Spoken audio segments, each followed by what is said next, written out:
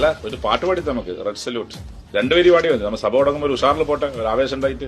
red salute, red salute, രക്തസാക്ഷി ഗ്രാമങ്ങളെ,